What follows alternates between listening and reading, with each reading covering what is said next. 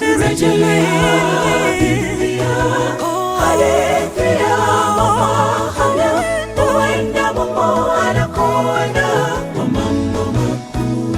Kama umepoteza Rejelea Biblia, hadithi ya mama Hana, huenda Mungu anakwenda kwa mambo makuu. Mungu bado anaishi, kanisa bado lafariji, imani bado huamisha milima. Mungu bado anajibu maombi.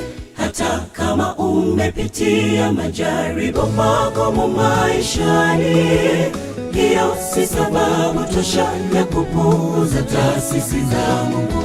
Mungu bado anaishi, kanisa bado lafariji, imani bado huamisha milima.